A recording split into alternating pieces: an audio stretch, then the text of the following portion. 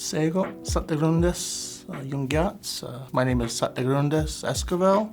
I am a Kanien'kehà, which is known as Mohawk of the Haudenosaunee Iroquois Confederacy. I was born in upstate New York on the ancestral homelands in the community of Kanien'kehà, which is celebrating its 50th anniversary this year, which is pretty awesome.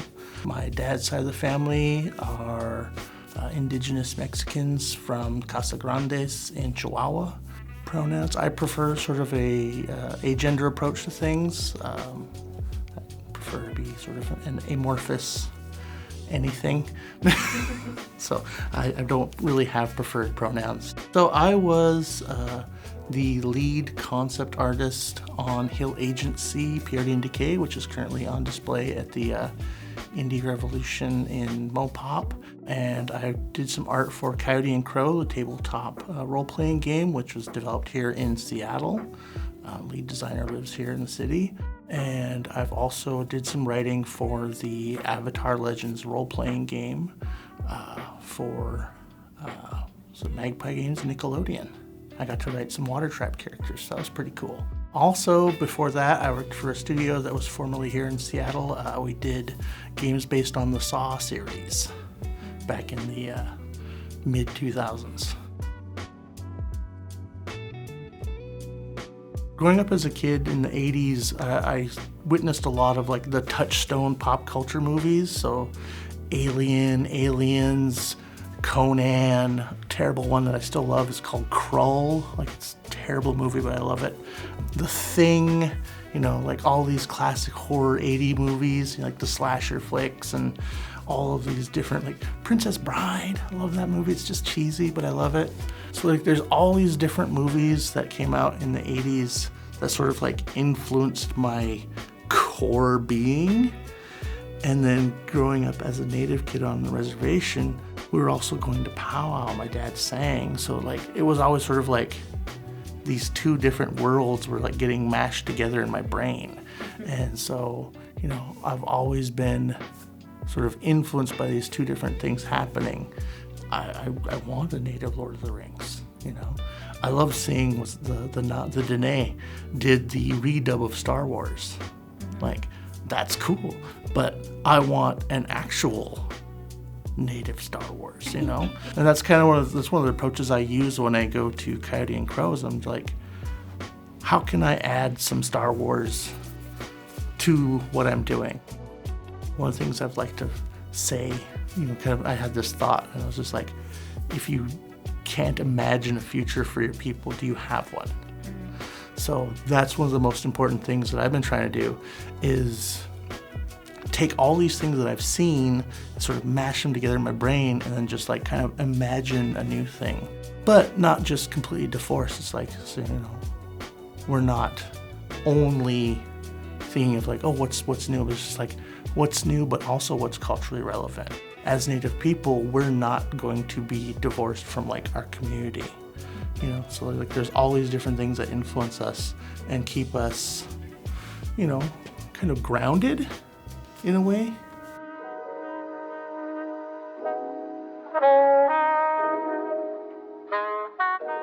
I think with Indigenous futurism, it's the thing about it is it's a chance to tell stories like on our own, sort of without relying on, you know, the shared culture that we have right now through colonization.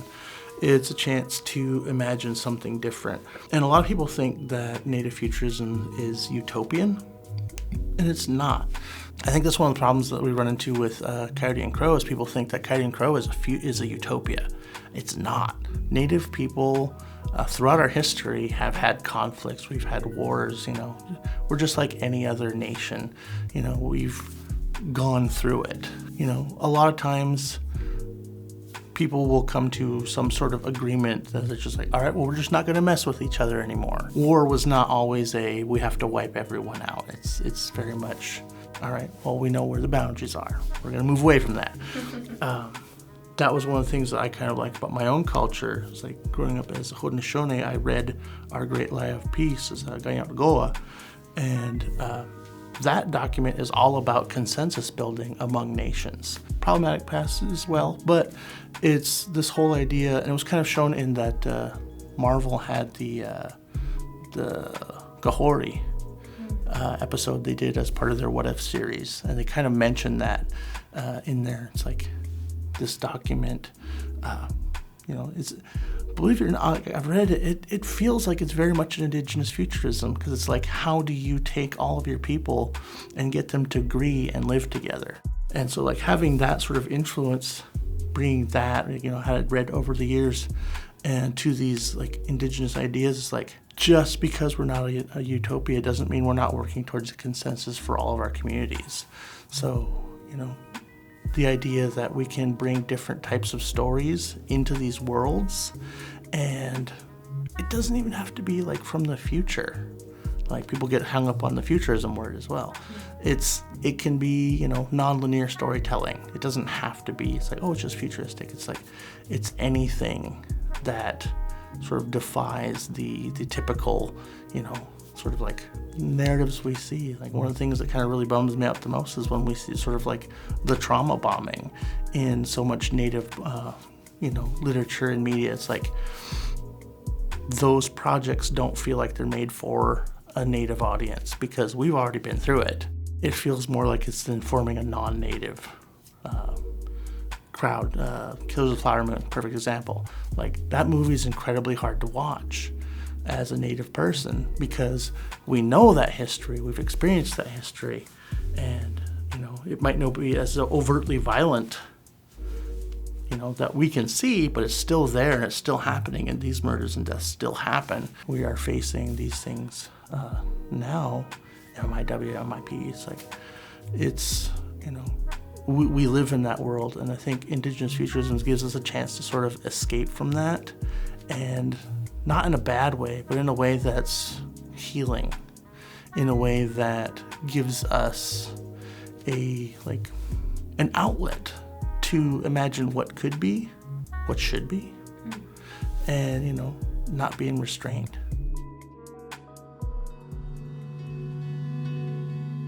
Hill Agency, that project I came to kind of a little further into the development of it. It was formed by our studio, Megan Byrne.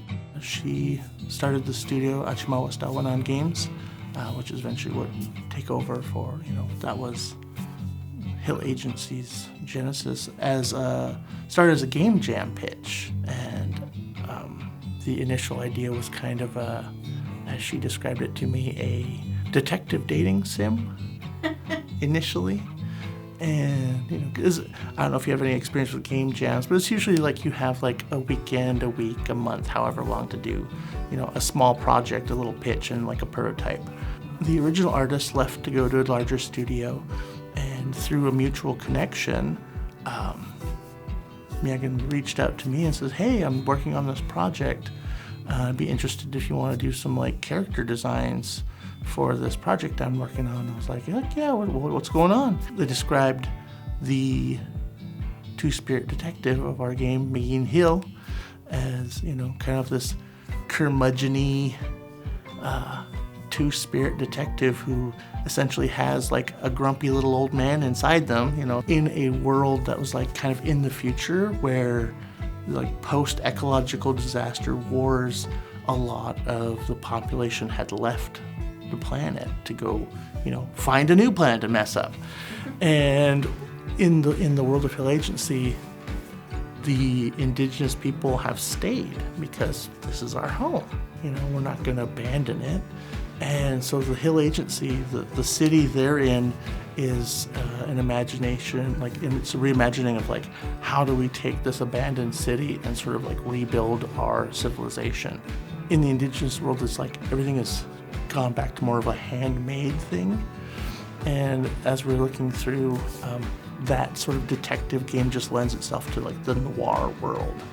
And looking through my own family photos with some family members, there's tons of photos of family members just suited up in nice outfits, big lapels, hair just slicked back, pencil line dresses, you know, blouses that are really nice, all handmade, handcrafted outfits. And it's just like that sort of lends itself to this idea that this society is rebuilding itself.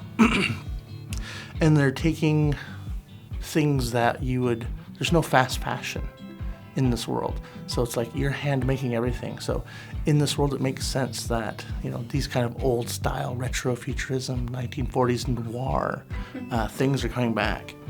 You know, there's kind of like this 3-tiered city structure in the world where, you know, our indigenous city we call Amatamaski, and the ground is known as the ground city in the main world of our game.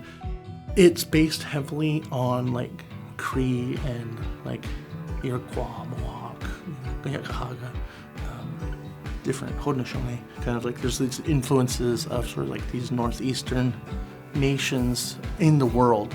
All of the signage in the games is Cree, and it was sort of like this chance to say, how would we take this place that existed and remake it to fit sort of like this cultural resurgence. And, you know, we're really trying to show that, you know, we're not a wasteful people. We're going to rebuild, reuse, like all of the buildings in the world. The idea, the approach is that it's a matrilineal home for your extended family. So like every building is essentially a longhouse. And you have a house mother. So in the game, you see your little auntie, Nohomis, and you know, she's the typical native auntie. She's a little mean, and you know, she's very sassy, but she loves you. Just that tough love that we're all used to. And the game kind of starts with her, you know, kicking your character in the butt, you know, metaphorically, telling you to get outside and go look for some stuff. So, you know, it's that sort of like, how are we rebuilding this world that had been there post-disaster, coming back together, building a culture, even with all like the missing things that we've lost throughout time. Like that's actually one thing that's in the game, is like we kind of had to invent like new slang terms, because language revitalization, we've lost things over time. Like there's so many things we don't know, and we're gonna have things that weren't necessarily from, you know, our original ancestors. So we have to kind of like come to it and bring new things. Big thing is Coyote and Crow had an offshoot game came off called Wolves, and that is a cooperative survival game. So kind of like the idea is sort of like a Catan style game. It's like resource management. You play as different nations and you have to work together to manage resources to survive an impending ecological disaster. So it's like each round represents a year, so it's like over 8 years.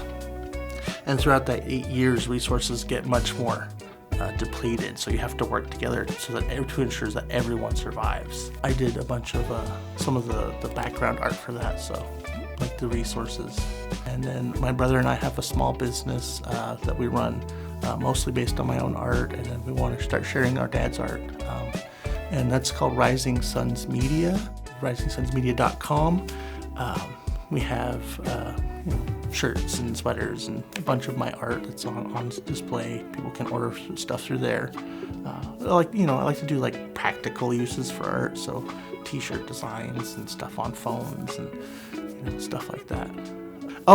If people want, they can check out the Avatar Legends role-playing game. I did write biographies in the Wan Shi Tong expansion, and it was for Water Tribe legacy characters, so Katara, Sokka, Varric, and I got to do the biography for Master Roku's new waterbending master that they got to make up specifically for the game. So I got to have a hand in, kind of influencing Avatar lore. So that was cool. Yeah. That's super awesome. Yeah.